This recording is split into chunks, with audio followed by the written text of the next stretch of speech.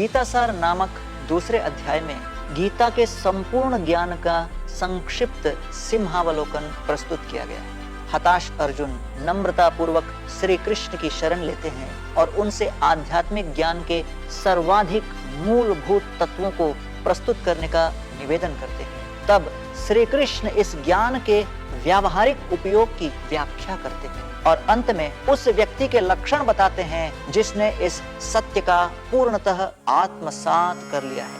कार्पण्य दोषोपहत स्वभाव पृच्छामि त्वां धर्म सम्मूढ़ चेता यत् श्रेयस्यान्निश्चितं ब्रूहि तन्मे शिष्यस्तेहं शाधि मां त्वां प्रपन्नम। मानसिक दुर्बलता के कारण मैं भ्रमित हो गया हूँ और मेरे मन का संतुलन नष्ट हो गया है। कृपया निश्चित रूप से बताएं कि इन स्थिति में मेरे लिए क्या श्रेष्ठ है। मैं आपका शिष्य हूँ और आपकी शरण में आया हूँ, कृपया मुझे आदेश दें। अर्जुन भगवान श्री कृष्ण के समक्ष निवेदन करते हैं। श्लोक क्रमांक 1 से 10। गुरु अर्जुन युद्ध न करने के लिए कटिबद्ध थे, परंतु साथ ही विदीर्ण और भ्रमित भी थे।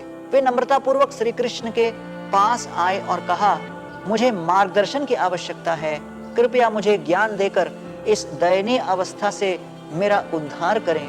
अर्जुन के द्वारा हमें आध्यात्मिकता का पहला बुनियादी सिद्धांत समझ आता है। हमें प्रामाणिक परंपरा में आए ऐसे गुरु की शरण लेनी चाहिए जिसने आध्यात्मिक ज्ञान का आत्मसात कर लिया है। जीवन में अधिकांश बातों के लिए एक योग्य शिक्षक के मार्गदर्शन की आवश्यकता होती है और आध्यात्मिक जीवन इसका अपवाद नहीं है। कोई व्यक्ति कह सकता है आध्यात्मिकता का पालन करने के लिए जो भी आवश्यक तत्व है वे उसके भीतर है और उसे गुरु की आवश्यकता नहीं, परंतु अपनी शुद्ध अंतर चेतना को जागृत करने के लिए तो उसे किसी की आवश्यकता अवश्य पड़ेगी। कहा जाता है खुद को अपना गुरु बनाने वाला व्यक्ति एक मूर्ख को अपना शिष्य बना लेता है। श्लोक क्रमांक 11 से 30।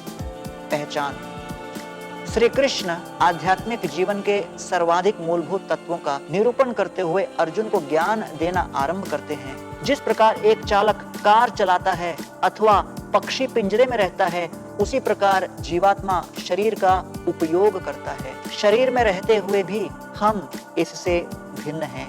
हम कार्य करने, अपनी इच्छाओं को पूरा करने तथा अपने चारों ओर फैले विश्व के साथ व्यवहार करने के लिए शरीर से कार्य लेते हैं। जब तक हम आत्मा के रूप में अपनी सच्ची पहचान को नहीं पहचानते, हमें पुनर्जन्म के चक्र में अस्वाभाविक भौतिक शरीर लेते हुए इस संसार में सुख दुख भोगना पड़ेगा। गुरु हमें सर्वप्रथम यही ज्ञान देते हैं कि हम वास्तव में कौन हैं। दिखने में यह ज्ञान अत्यंत सामान्य तथा मौलिक दिखेगा, परंतु विरले लोग इस ज्ञान को समझकर इसका साक्षात्कार कर पाते हैं। मैं कौन हूँ, इस प्रश्न का उत्तर वस्तुतः आत्मा को मुक्त कर सकता है। यह ऐसा उत्तर है जो बार बार सुनने योग्य है। आप पूछेंगे कि असली दुनिया में यह ज्ञान किस प्रकार हमारे दैनिक जीवन को प्रभावित करेगा। श्लोक क्रमांक 31 से 53। 2 कर्तव्य श्री कृष्ण जीवात्मा के 2 प्रमुख कर्तव्यों का वर्णन करके इसका उत्तर देते हैं। सामान्यतया धर्म का अनुवाद कर्तव्य के रूप में किया जाता है, परंतु गहराई से देखा जाए तो धर्म किसी वस्तु का वह गुण है जो कभी भी परिस्थिति में उससे अलग नहीं किया जा सकता। सर्वप्रथम आत्मा का स्वधर्म होता है। इसमें परिवार, मित्रों तथा समाज के प्रति सांसारिक कर्तव्य एवं उत्तरदायित्व आते हैं। इसके बाद आत्मा का एक सनातन धर्म है जिसके अंतर्गत उसका भगवान, प्रकृति तथा अन्य समस्त आत्माओं के प्रति संबंध आता है। व्यक्ति को चाहिए कि दोनों कर्तव्यों का साथ साथ पालन करे।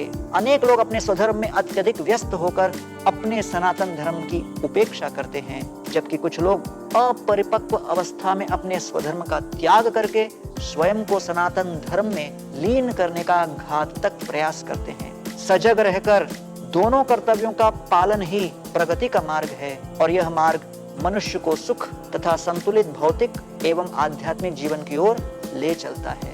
दृढ़ संकल्प तथा उत्साह पूर्वक इन कर्तव्यों को करने से व्यक्ति को क्या परिणाम मिलता है?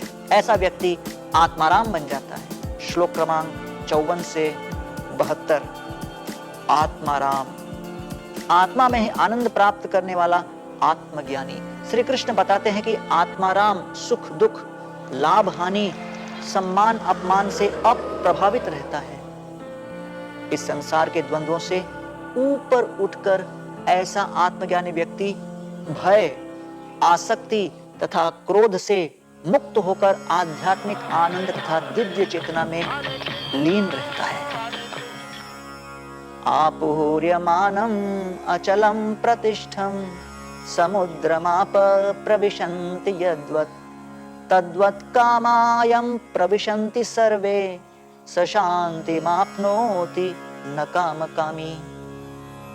जिस प्रकार समुद्र अपने भीतर निरंतर नदियों के प्रवाह को समेटते हुए भी शांत रहता है, उसी प्रकार जिस मनुष्य का मन नदियां रूपी इच्छाओं को निरंतर प्रवाह से विचलित नहीं होता, केवल वह शांति प्राप्त कर सकता है, वह नहीं जो उन इच्छाओं को पूरा करने का प्रयास करता है। इस प्रकार श्री कृष्ण आध्यात्मिक यात्रा का आरंभ से अंत तक संक्षिप्त वर्णन करते हैं, किंतु एक दृष्टि से आध्यात्मिक यात्रा का कोई अंत नहीं है, क्योंकि यहीं से ही सच्चा जीवन आरंभ होता है।